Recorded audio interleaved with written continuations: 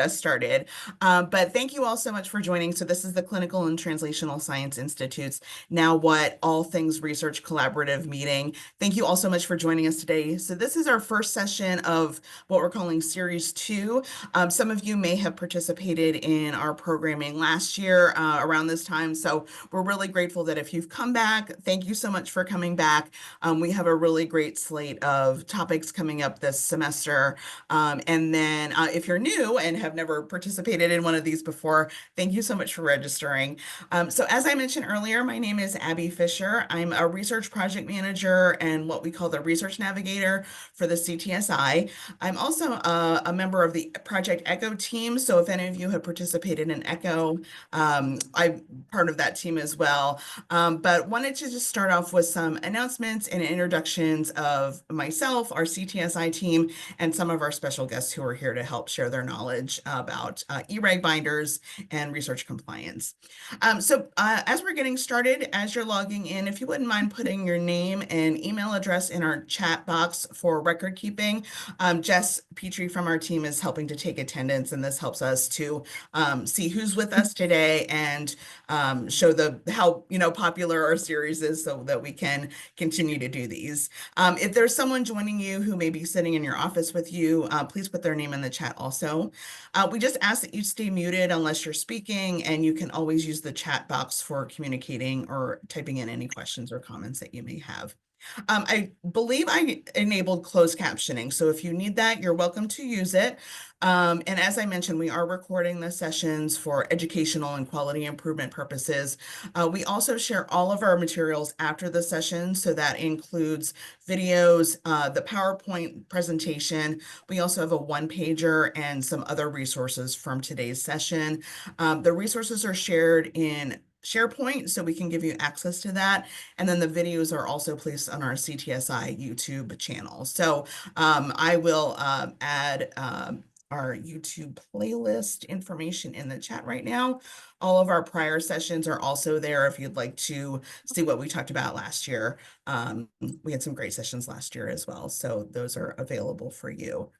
So we are using what we're kind of adapting what the ECHO model uses. It's a concept called all teach, all learn philosophy. So anyone can share questions, comments, experiences. If someone asks a question and you don't know or someone else on our expert team doesn't know the answer, but one of you knows the answer, this is sort of a crowdsourcing of questions, concerns, comments, and experiences. So anyone can share anything.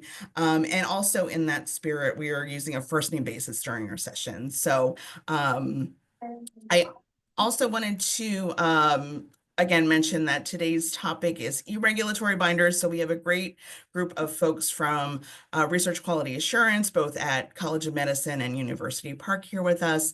But before we get into that, I wanted to introduce what we call our hub team. So at the CTSI, we have some fabulous friends who are help us to plan this series and create the content that you see today. So I'm going to start with Jessica Petrie. Jess, why don't you go ahead and introduce yourself?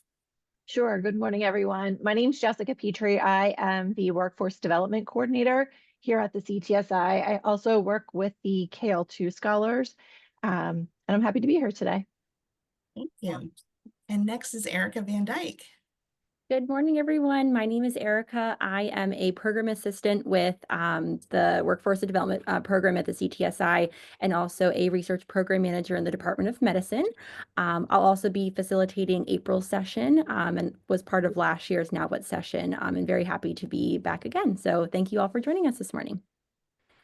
Thank you, Erica. And if I can put you on the spot, I know we just said first name basis, but Erica recently earned her Doctor of Public Health. So congratulations, Dr. Van Dyke. Yay. Thank you, Abby. So she knows everything about public health. If you have any questions, feel free to ask Erica. Okay, so great. So we also, as I mentioned, we have some folks from our research quality assurance team. So I'm going to have them quickly introduce themselves, and then they are here. I'm so grateful for their time. They help put together the materials that we're sharing today and also are here to answer any questions you might have. So I'm going to start with Liz. Good morning, everybody. For those that don't know me, my name is Liz Galgosi. I am the Director for Research Quality Assurance. So we do all the post-approval reviews, audits for clinical research or research at the College of Medicine and Penn State out campuses. Thanks, Liz. All right, and next is Tammy. Okay. Hi, I'm Tamara Bubb. I'm Research Quality Assurance. I'm a compliance specialist. Welcome. Next is Stephanie. Yes, hi. Good morning. I'm Stephanie Patton, and I'm also a compliance specialist in RQA. Welcome. And Wanda. I'm Wanda Neidig, and I am an internal monitor. Wonderful. Welcome. And Courtney's actually from our University Park campus, so I'll ask Courtney to introduce herself. Hi, everyone. Courtney Carmelita. I'm the Executive Director of Ethical Research and Outreach. One of the areas under me is our Quality Assurance Program for University Park and all of the campuses. And I have Sarah and Heather on with me. They're actually newer to our program and training, so I won't make them introduce themselves, but that is our team right now. We have one other person, Janie Martinez, and she is on maternity leave. Great, congrats to her. All right, well, thank you so much, Sarah and Heather, for joining. And Dawn is also from our College of Medicine. Hi, yes, I'm Dawn Strickler. I'm the internal auditor for the Penn State Cancer Institute trials. Wonderful, welcome. All right, I don't think I missed anyone from our guest teams. If there's anyone else from RQA at either campus or any of the campuses, please raise your hand so we can introduce you. But if not, no worries. All right. Okay, seeing none, I'm going to go ahead and get started with our presentation today. Let me just make sure I got through all the introductions and announcements. We will have question and answer time and discussion time at the end of the presentation today. So we're going to go through some materials, but just wanted to let you know that we'll have plenty of time for discussion at the end. I also, okay, I think we got everybody. All right, so I'm going to share my screen. I have a traditional, hold on 1 second. Let me make sure everybody's muted. Also, Jess Petrie is going to be checking our chat. So if anybody has an urgent question, please feel free to flag me. And we'll go ahead and get started. So I hope that everyone can see my screen. Everybody see it? Okay. Great. I was having some trouble with Zoom earlier, so, so I think we're good to go. All right. So now what? All things research. Yay.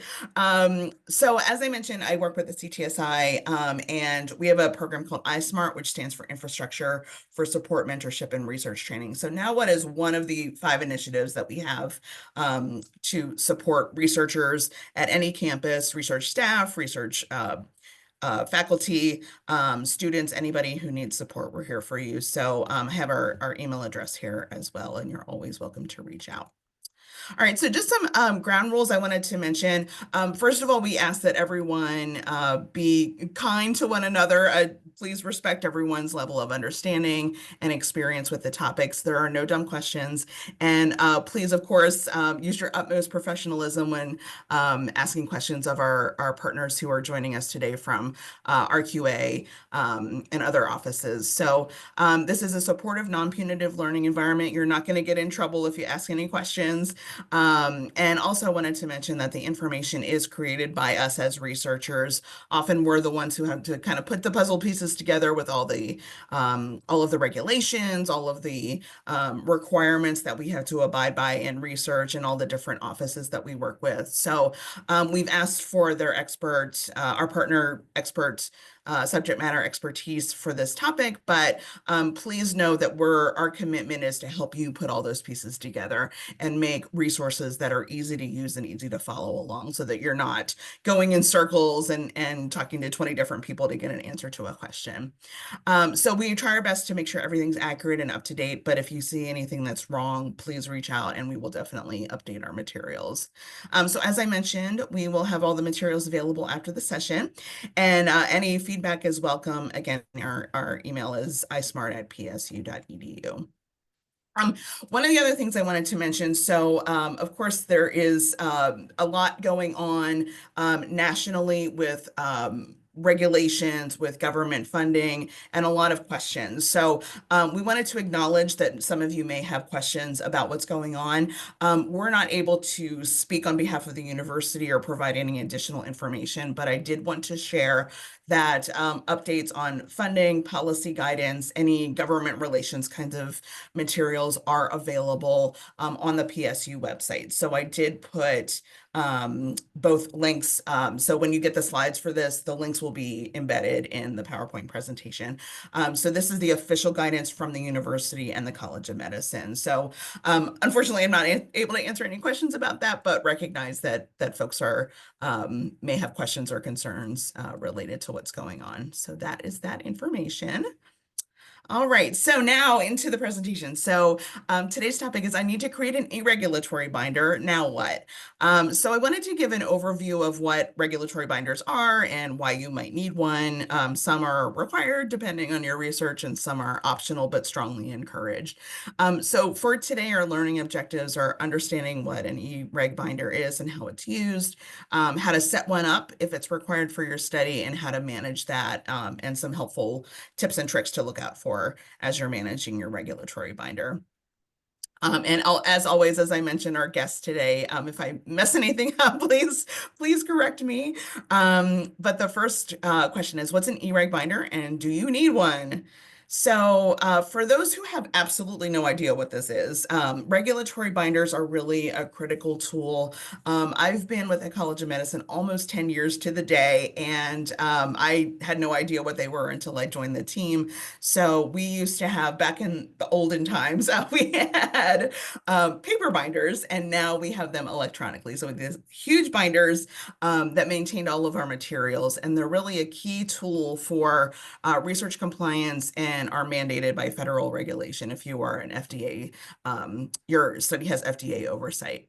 So e-regulatory binders are just an electronic form of this. So instead of paper binders, you upload all your materials and manage everything in an online platform, which I'll share a little bit more information about that soon.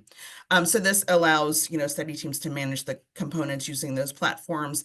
It also makes it easier to share information with study team members and your faculty and PIs, and also able to share those with monitors who are doing audits of your study remotely, which is incredibly helpful, especially, since COVID, we're trying to do as much remotely as possible, and obviously reducing paper files and doing things more efficiently.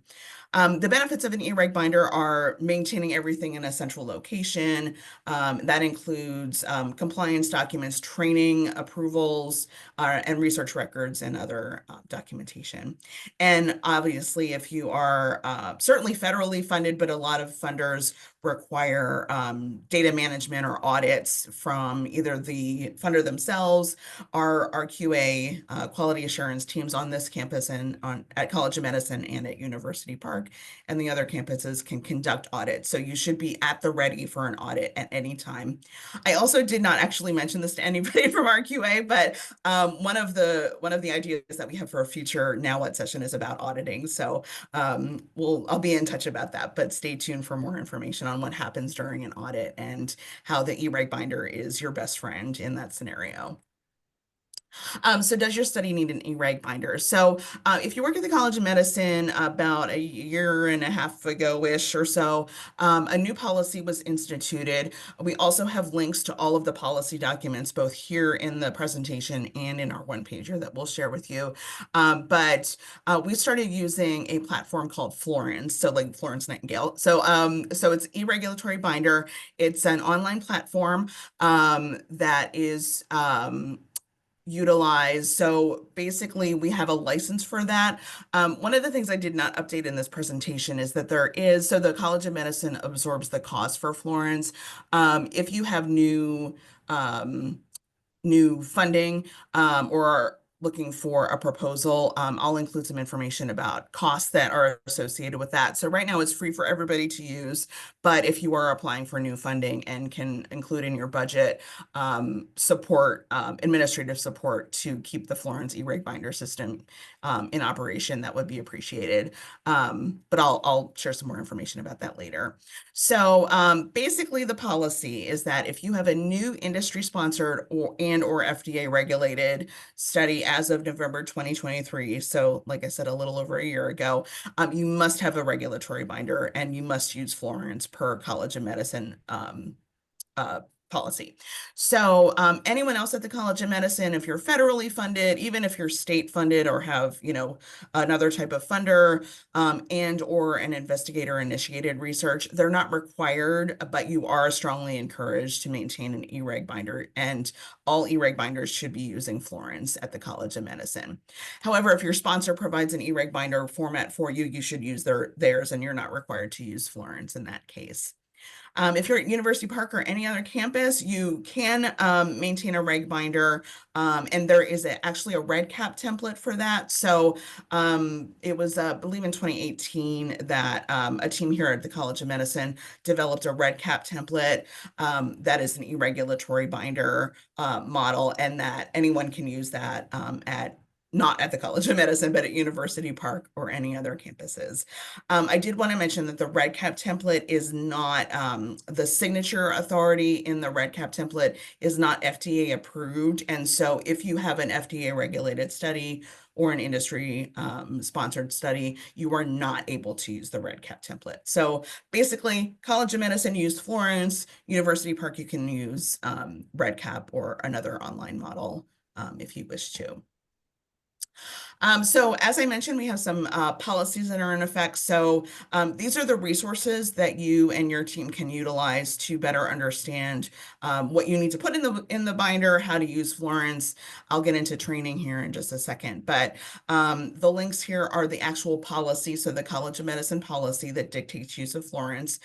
We have a great checklist that the RQA and Clinical Trials Office team have put together, as well as a folder that does require a Penn State Health login, but some helpful hints on naming requirements and conventions and other really useful documents as you're setting up your regulatory binder.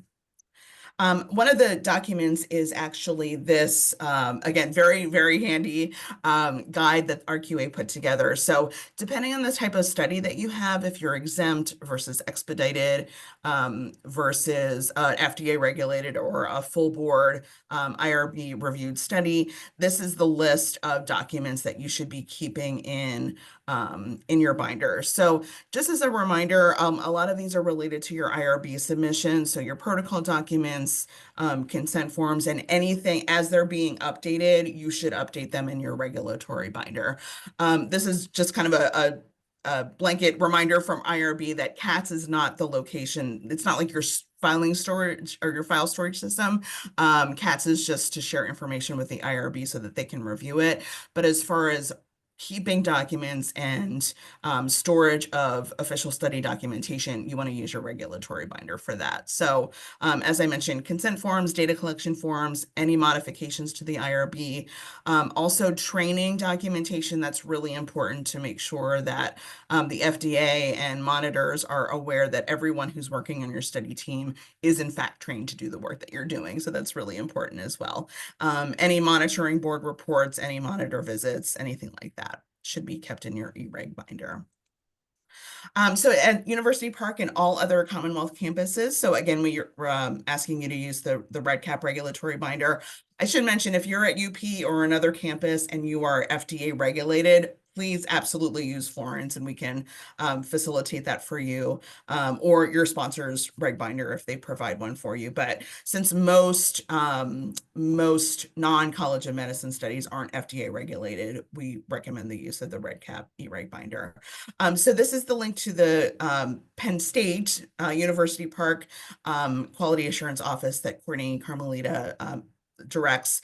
And on that website, they have a couple of fantastic resources. So one is the user guide for the REDCap, as well as the actual project templates that you can download and then upload into REDCap. And that gives you all the forms that you need to fill out and the model, the template model for REDCap to manage your eReg binder for your team.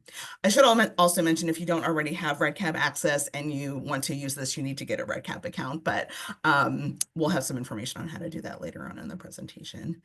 And then if you are at UP or the Commonwealth campuses, Courtney provided some documents that we'll share with the resources for today's session, but they have their own documentation checklist and actually provide guidance on a post-IRB approval. They have a worksheet that you and your team can utilize to make sure that you are compliant and that all of the documents that are required for your reg binder are included in the reg binder.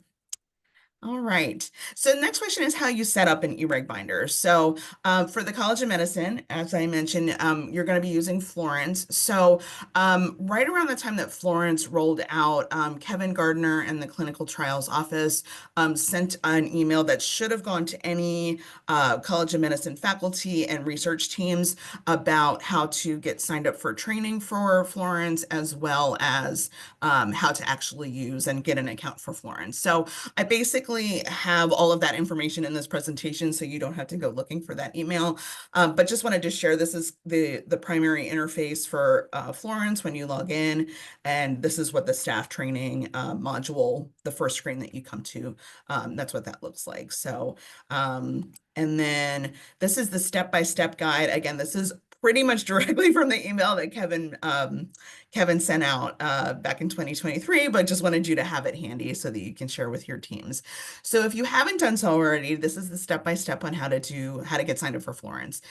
So make sure you're doing the appropriate training. So research staff and the study team manager training is more comprehensive than the PI or the faculty members training that's required, primarily because the research team, so your project manager or a coordinator on your staff, is more than likely the person who's actually going to be uploading documents, managing the ongoing updating of the regulatory binder itself, and often is the one facilitating either signatures or training updates with the PI. So as with all research here at Penn State, the PI is ultimately responsible for the conduct of the study and ultimately responsible for the maintenance of the e-regulatory binder. However, the staff are usually the ones who are doing this in operationally. So the staff training is about 90 minutes, and I believe the PI training is about 30 minutes or so. So after you complete your training, you'll get a certificate to your email. You want to send that certificate to this email address, the eregulatory@pennstatehealth.psu.edu. And then you also have to do what we call a wet ink signature. So there's a secondary form of the certification of electronic signature, and we have a link to it right here.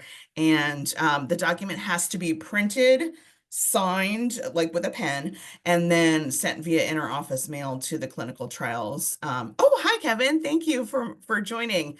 PI training is only 10 minutes. You can do 10 minutes if you're a PI. So it's not super, super complicated, just going over the regulations and what's required for an e-reg binder.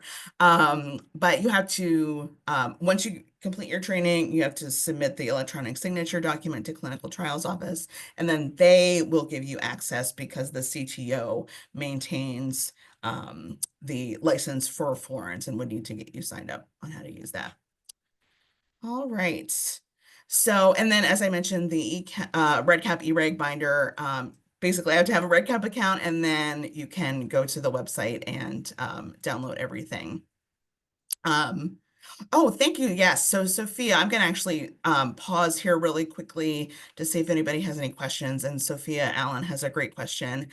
So what if you don't have staff that manages your documents, and can the PI take the more detailed training? So Kevin, I believe the answer is yes, but would you, if you're able to unmute, would you like to explain how that works? Yes, the PI can do sorry, I'm off camera. The PI can do take on that complete responsibility for him or herself. There's nothing that prohibits them from doing so. We just need to make sure they have the right level of training, and then we give them the right access to the e-binders so they can do the full gamut of work. For most PIs, they really just need to have the ability to, or investigators in general, sub-Is or whomever just need to be able to sign documents and annotate on documents. And we've kind of limited that access to make it really simple for them, but they can have the full level of access if it's needed.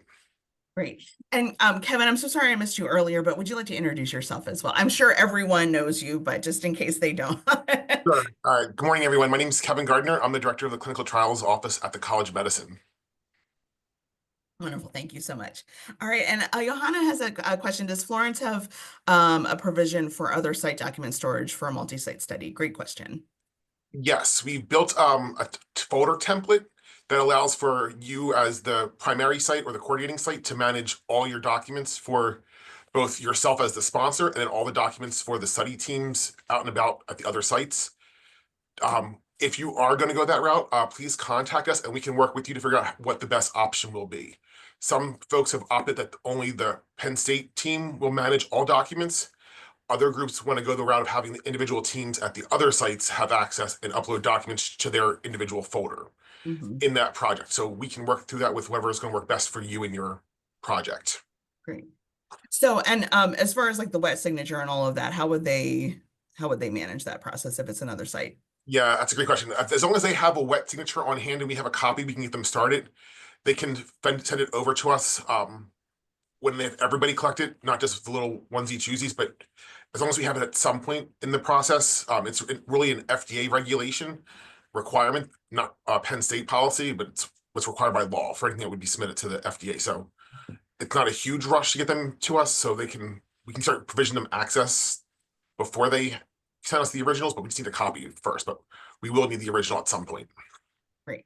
Thank you so much. And I did, I don't know if you caught the part I was mentioning the budget. I didn't actually put that in the presentation, but can you do a quick review of but like if you're applying for funding and would need to use Florence and how Sure. you include that? So there, for Florence, there's a base cost for the project, which is the single sign-on, having Florence support our instance of e-binders, just the general license.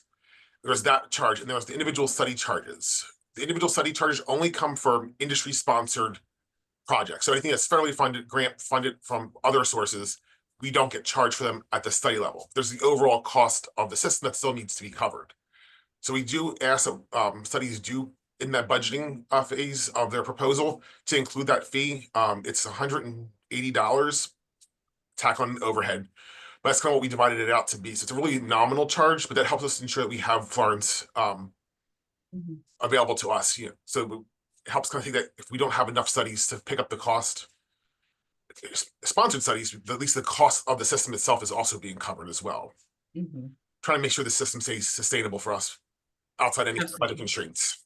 Absolutely. And I apologize. I didn't ask this the other day when we were talking, but do you have like a little blurb about like if someone's putting it in their budget and needs to write it into their budget justification? Do you have a little blurb on that or? Yes, on the CTO website, which I can get for everyone, it's under sponsor. It's kind of written for everybody, but it is a lengthy blurb about what Florence is, why we do it, and all the benefits of Florence.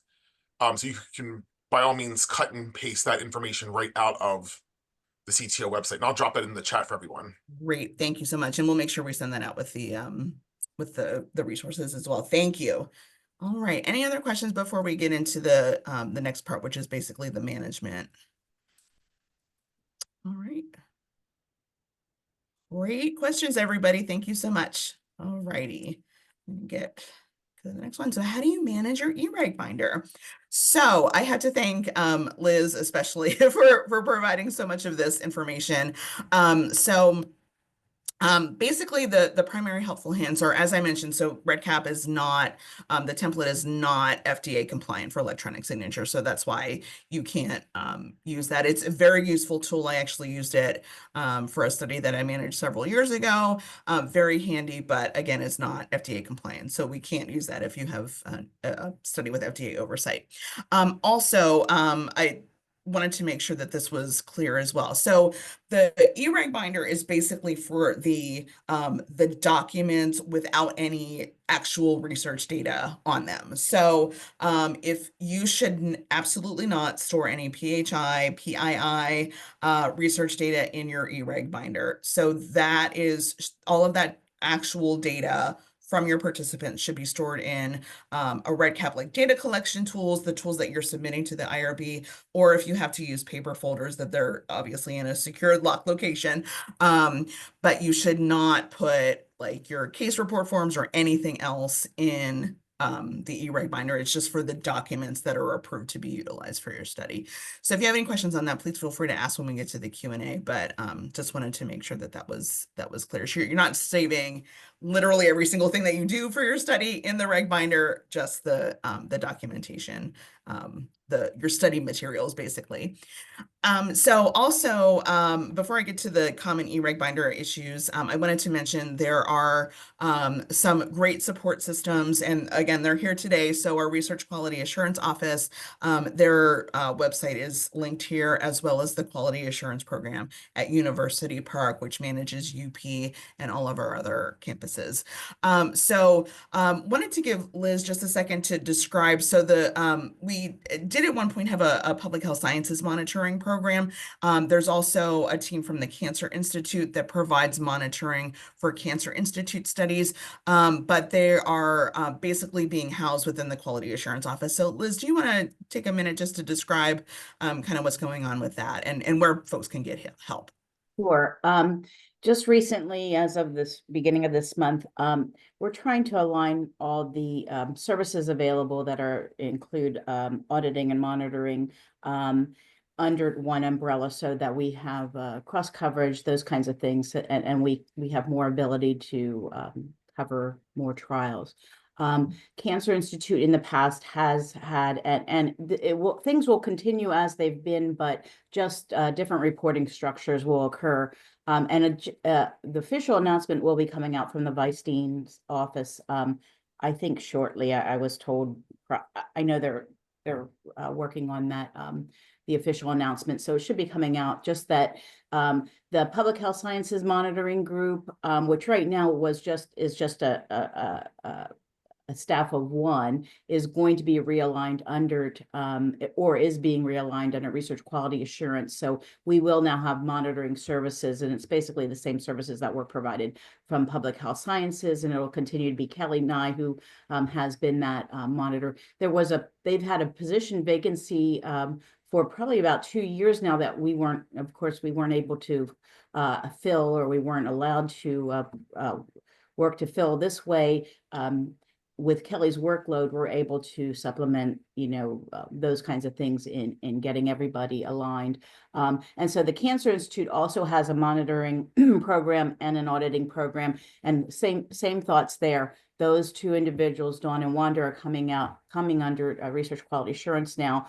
They will still, their primary responsibilities will be auditing and monitoring the Cancer Institute trials, as was in the past, but they will also be available to assist with other projects outside of the Cancer Institute, as is if there's a problem with, if we need to help cover the workload for the Cancer Institute, RQA, the past RQA people can also assist that. So it's basically to realign services and have availability of services across the campus.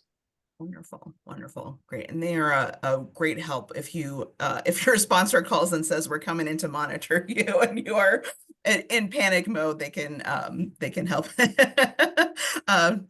keep you calm. Really nothing's changed. It's just that we'll probably be able to offer more services to more people if need be. So great. It's really awesome. All right, thank you. All righty. And then actually, Kevin corrected me about something I just said, and I apologize that I was incorrect. Kevin, do you want to go over the PHI? Sure. So Florence eBinders is able to support PHI being stored in that system.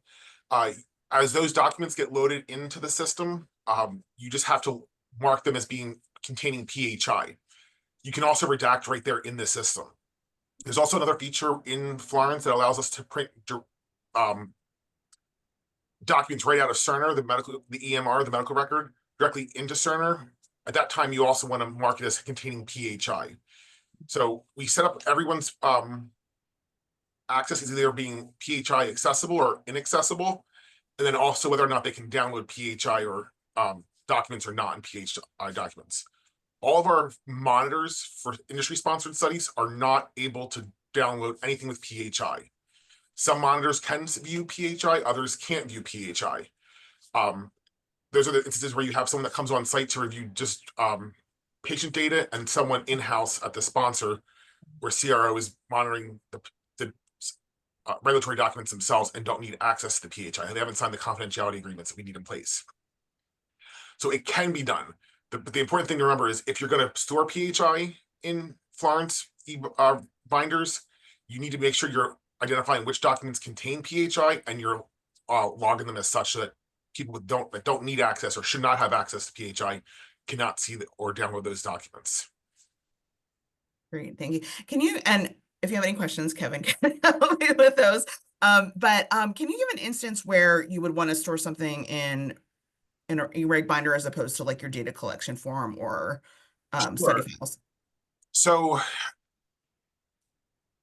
if you have remote monitoring going on, so your monitor never actually comes on site and you have all those data collection forms, it may benefit you to scan those documents in so you don't have to, we have control over those documents. At the College of Medicine, when we did roll Florence out, we put the policy in place that we do not send PHI containing documents to sponsors, unless the exceptions are study ID number, dates, and medical device numbers. And that's certain regulations around that piece.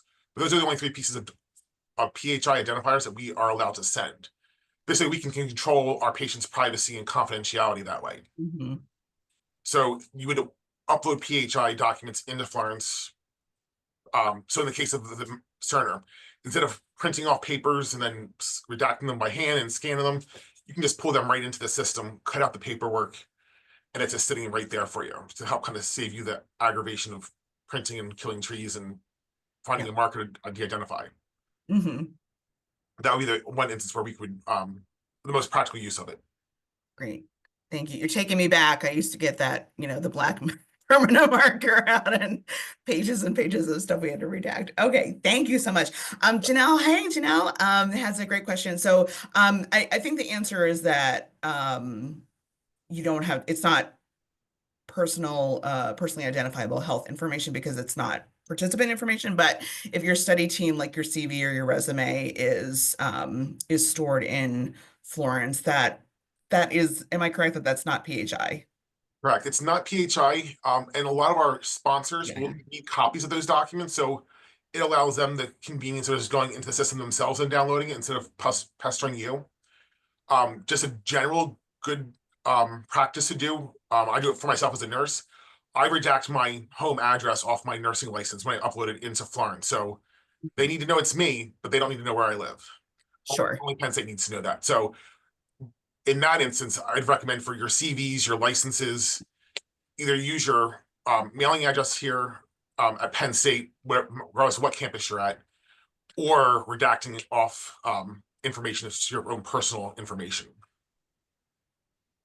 And if I could just jump in, you'll see here under the common eReg binder issues, RQA, just to put it out there, RQA did a little mini audit of last summer of the current, some of the current files that we had, or current investigator files that we had in Florence at that time. And we were looking for common mistakes, common, occurrences, so that as part of this session, we could help guide people to, that this is the way you should be doing things. These are the errors we're finding.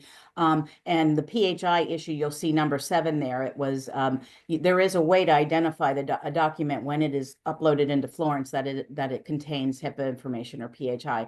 So sometimes people had documents in that weren't correctly identified. So we, identified that as a problem. So if you are doing it, there is a way in Florence that you definitely have to mark that document as protected. So be cognizant of that. Great. Thank you so much. When I had the opportunity here along the lines of PHI, I just got approval this morning for us to implement Florence e-consent. So we'll have a Part 11 compliant e-consent module available to the College of Medicine.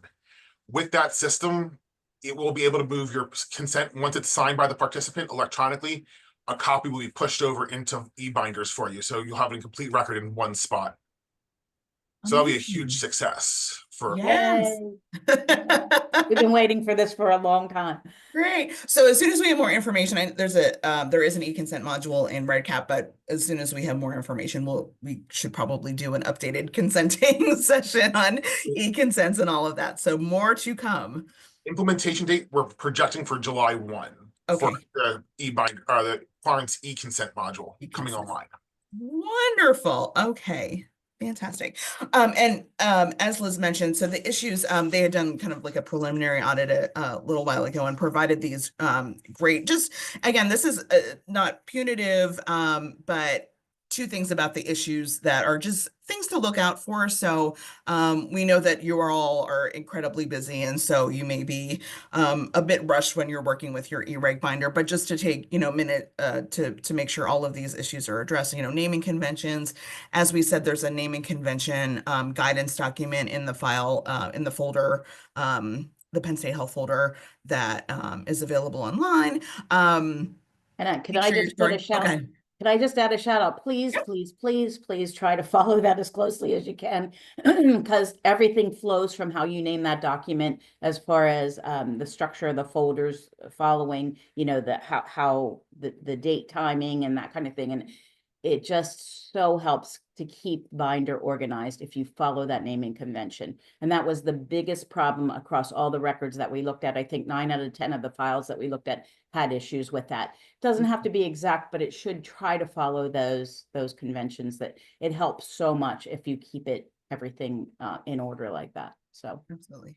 Thank you. And should mention, so every one of these issues, there is information about how to do it correctly or correct it if it is wrong, either in the guidance documents that our QA has put together or in the Florence training itself. So I think probably about half of these are our policies, and half are in the Florence training. So naming conventions again, missing documents. Liz, do you want to talk about, I know we talked briefly about placeholder documents, but how they would handle something that's missing, but you don't actually have it to put there anyway. So how you would deal with that. Yeah, most of the times that may have just been something wasn't uploaded that needed to be there and you expected it there, or if you expect something to be there and it's not in eFlorence for whatever reason, you may have to do a note saying why or where you would find it. Hopefully everything could be maintained in Florence. All versions of the protocol, as you do the protocol, we may have found that a version was missing, just like in a regular paper binder, e-binder, or a sponsor binder in the past.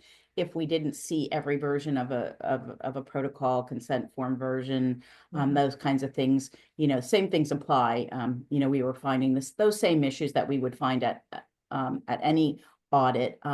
So that applied to the e-regulatory binder too. So and sometimes training documents, people didn't know where to put the training documents. That's a big one sometimes that we're missing. I think that was most likely, most often found were the training documents.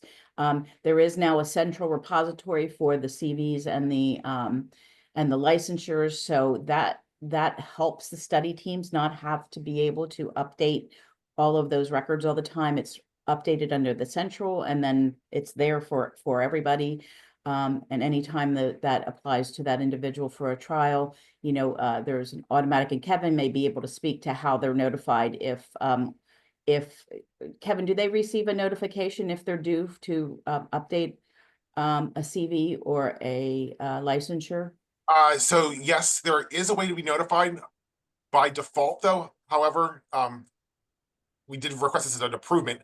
Florence automatically has your notifications turned off. So when you log into Florence, up in the top right-hand corner is the icon for your profile.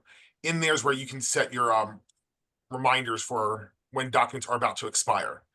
Unfortunately, you get notified of all documents that expire, but at least you can kind of get started with which ones, something's expired. You can pop in there and see, is it my team's stuff that's going to be expired?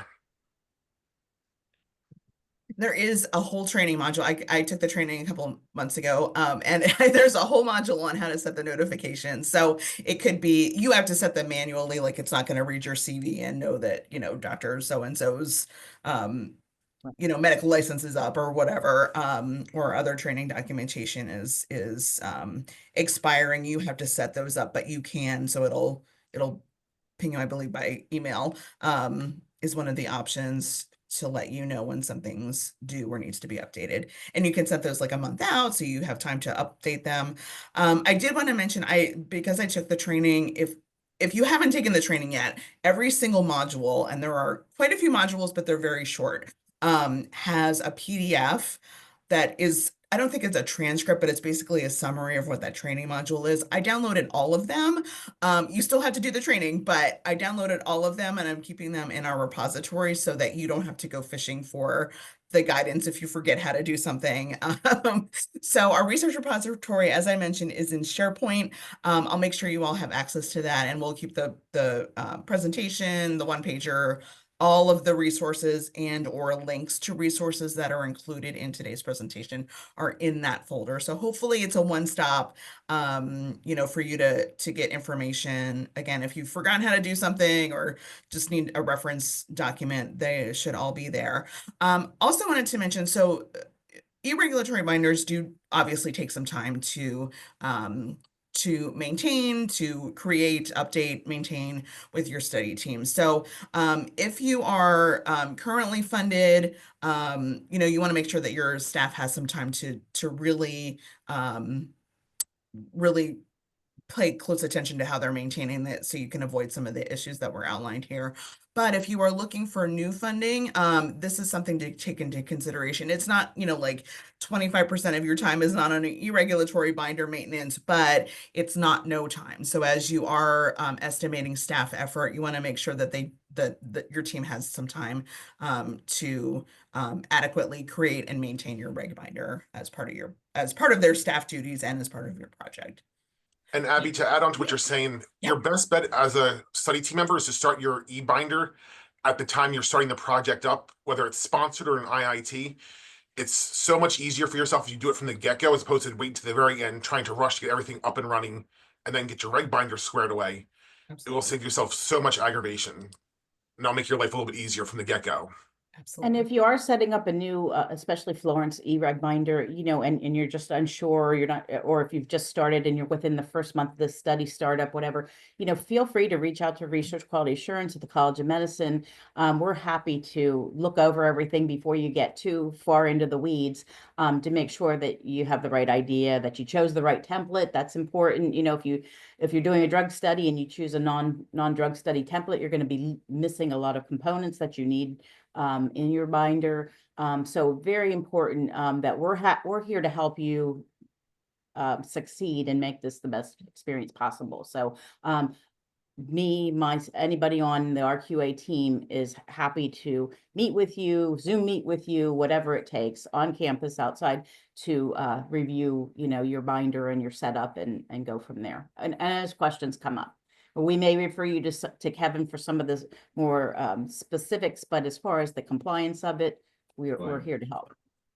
And to add to that point, Liz, if there is a resource that you cannot find, or you think there should be one, we are relying on what Florence has built already, and their training is quite robust. But if there's something that we need to create that's more specific to how we do things here at Penn State, please let us know. We may just have it hidden in the wrong spot that you're not looking for it, which is, you know, mea culpa, and we can fix that, make sure things are findable. But if we need to create a new job aid or training or whatever that case may be, we will do that to make sure your life is as easy as possible. Regulatory systems will make your life so much easier. I promise you. Kevin, can you speak to those? I'm not sure if we have one from the Cancer Institute in the session right now, but can you speak to their application of Florence versus the General College of Medicine, so that I don't want to confuse anybody if they're using the Penn State Cancer Institute Florence? Yeah, great point. There is a slight naming convention difference on how we named studies in the two systems. Cancer Institute had theirs up and running before the rest of the college had it up and running, so we have two separate spots. It just made sense to not commingle things in and try to move all those documents around. So they kind of do build things up differently, and the process by which binders are set up may be different. I'll have to defer you to Crystal Sowers, who's the manager of the regulatory team, and Jonathan Schaub, who's their business system analyst for the IT applications for Cancer Institute. There is a process that they do follow separate from the rest of the college, but they've been using Florence for much longer than we have.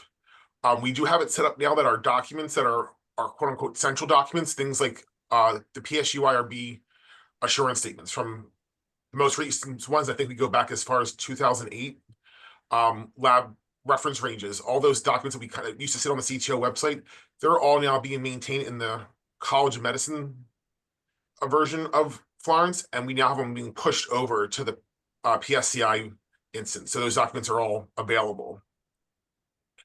Things are set up. And that's for Cancer Institute researchers. So correct. They may be well aware of, I mean, if you're not and that you need to reach out, totally fine. But hopefully the Cancer Institute folks know where they can go for those resources as well, or may have experience with that. And if you grab the wrong person, we'll get you to the right person, and we collaborate very well with each other. So just look differently, even though it's pretty much the same thing. Wonderful. Thank you so much, everybody. So I wanted to, I know we only have about, 7 minutes left. So wanted to open up for questions. I also wanted to make sure that we shared the resources. So again, you'll all get a copy of this, and we'll add you all to our resource repository. It's a little stark right now because we've only had a few of these sessions, but we're always looking to build our resource. Oh, whoops, almost gave away the big surprise there. I'm so sorry, but these are the resource links to Clinical Trials Office and our RQA team, as well as the University Park team. Courtney, I didn't want to put you on the spot, but do you have anything from the UP side as far as the services that you provide for auditing support or quality assurance? I mean, that is all available on our website. Very similar to RQA, except that we wouldn't be able to assist with anything related to Florence. So there certainly are the experts there, but anything for post-approval monitoring, we also have a proactive auditing program, all available on our website, really specific to University Park and the campuses. But we also know that sometimes we have collaborations, and if it's a University Park researcher, but their work is primarily at the College of Medicine, Liz's team might oversee that. If there was something that was primarily happening, say, at the psychology clinic at University Park, we might oversee that. So it's not black and white. We try to regularly communicate on who we're assisting in that regard.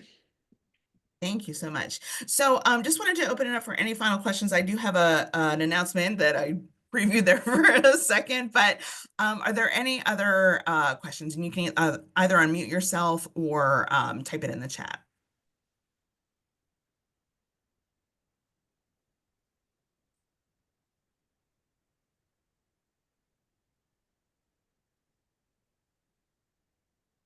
Or raise your hand. I don't see any.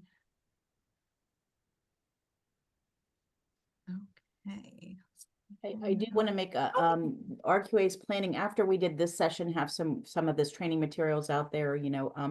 I think RQA is planning maybe in the next fall to go back in, look at, there'll be more investigator files to look at this time around, and to see if things are improving as far as the naming conventions, those kinds of things. So we may have an update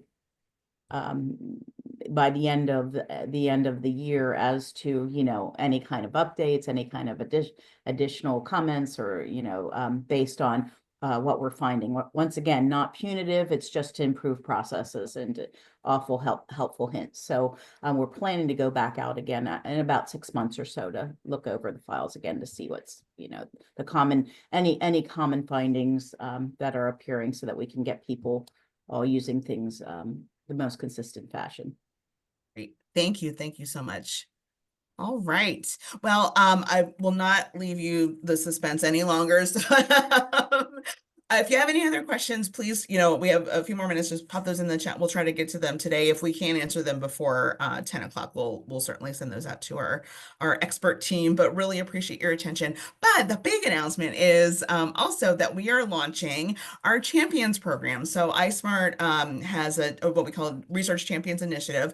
And this is really the crowdsourcing of materials.